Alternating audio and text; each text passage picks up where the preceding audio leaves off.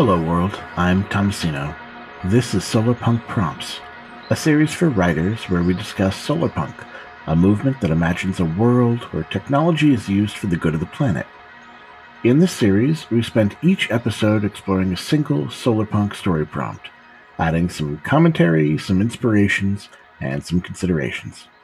If this is your first time here, I'd like to recommend checking out our introduction episode first, where we talk about what solarpunk is, why you should care, and why the series came into being.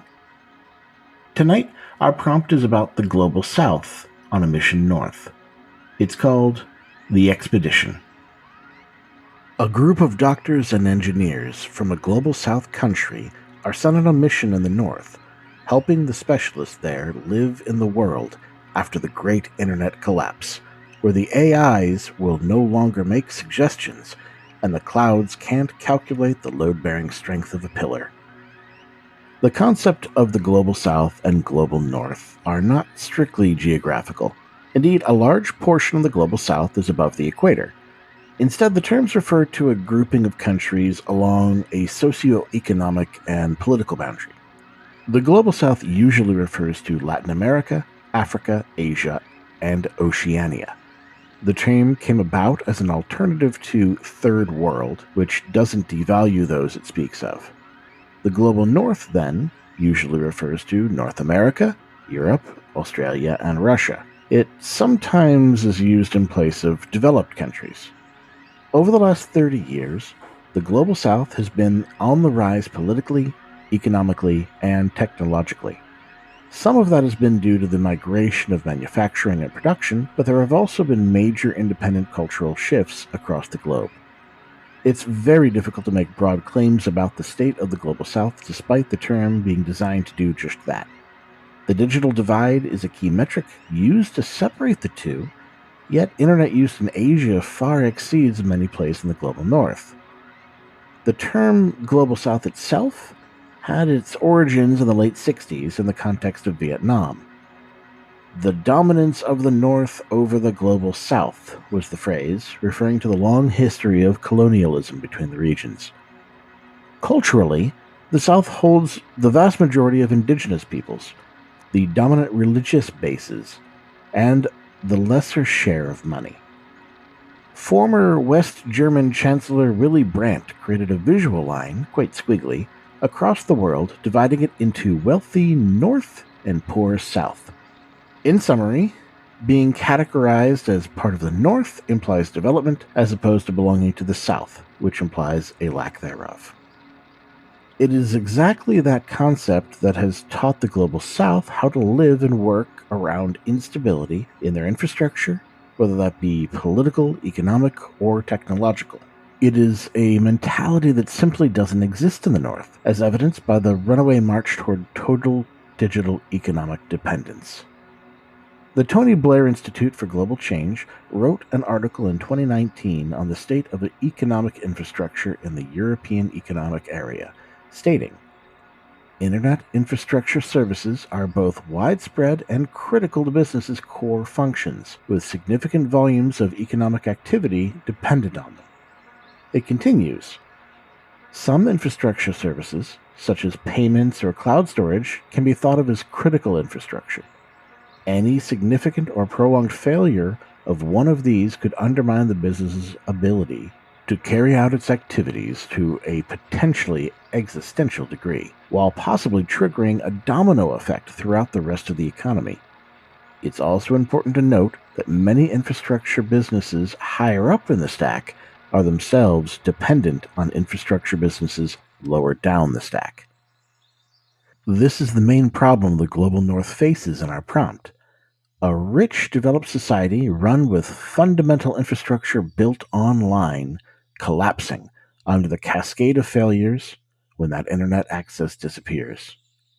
Picture a world only 10 years in our future.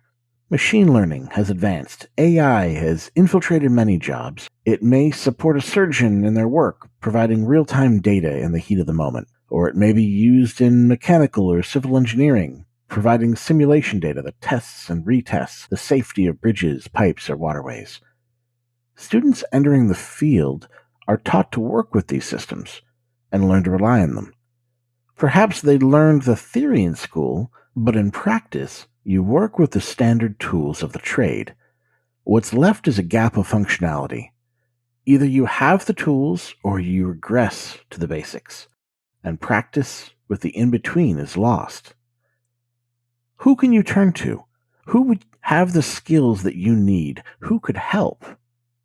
The experts growing up in the global south were forced to learn how to fix their own equipment, and to do so without expensive manufacturer services. They hack, break, hotfix. They do what they need to make things work, whether it's with the technology or around it. This type of free-form problem solving is a daily practice. There's far more experience with make-it-work attitudes. Like Jugaad in India, the creative, inexpensive solution is the most effective because it keeps you moving forward despite your barriers. This isn't to say that the Global South has no access to knowledge or modern technology. On the contrary, they not only need to know how to use these things, but deeply understand their functioning so they can be patched and maintained with parts never meant for the purpose. This may mean knowing how to strip out DRM or digital rights management, because the system was designed by people that only ever thought of it being used in the United States. They may need to bypass this or that check, or make a system work somewhere it wasn't intended. Is it any wonder that Solarpunk found its start in the Global South? Let's be clear. We're talking about self-sufficiency here, not primitiveness. Let's look at an example. After the 1959 Cuban Revolution, Cuba established a program to send its medical personnel overseas, particularly to Latin America, Africa, and Oceania, and to bring medical students and patients to Cuba for training and treatment, respectively.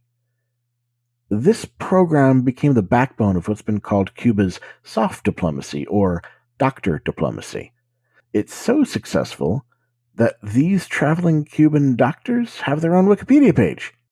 Now, but seriously, in 2015, Cuba had more than 50,000 health personnel in 103 different countries. That's more medical personnel than all of the G8 countries combined. Their work is focused on long-term sustainable care in the most underserved populations around the world. Imagine the life of a doctor from the Global South. This isn't her first time in the field, heading to some place desperate for her help. Her people call her a salvager, dragging out what healing she can from hard-hit places. She knows what she's walking into. She knows it's trouble. This will be hard. For every person who will cry for her help, there is another she'll have to convince, "We're just here to help." She'll repeat it. Conditions will be terrible. They'll lack everything she needs, but she knows what to do to make do. That's her expertise, her experience. So what might collapse look like in your story? Imagine all the public-facing internet failing. Yeah, some hackers can still get a local network going, maybe a server for a building, but there's no Facebook, no Amazon. A lot of doctors will say, "No problem, most of our records are still on paper." And then they'll laugh until they realize their equipment is all IoT.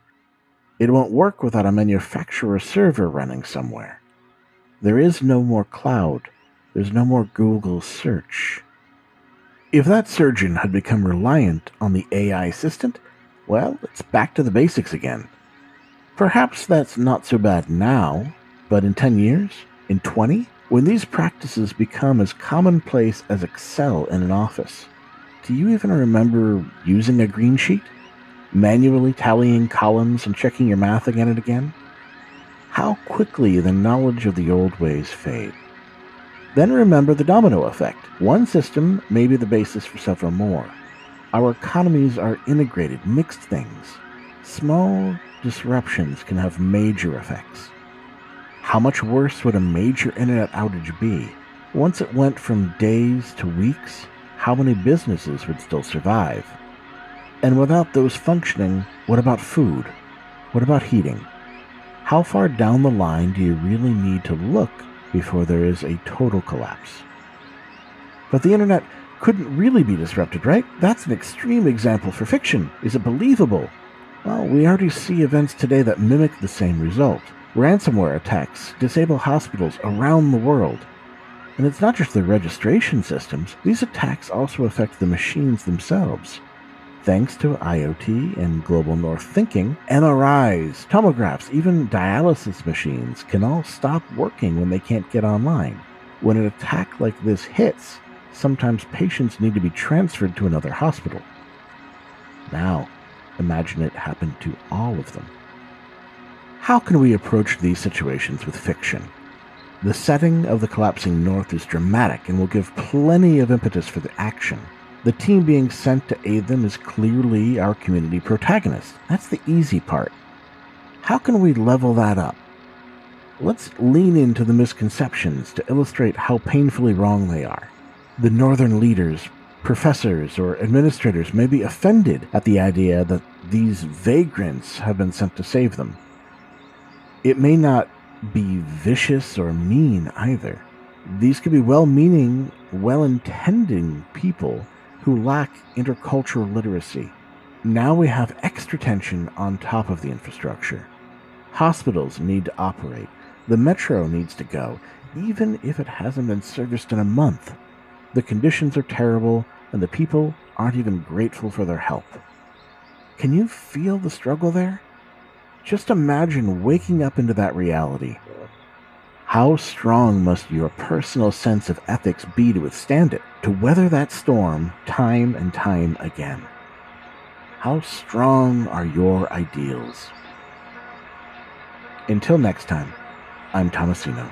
I hope you'll join me for the next Solarpunk prompt. Music in this recording is Esoteric Eye by Solar from Global Patterns compilation Solarpunk, A Brighter Perspective.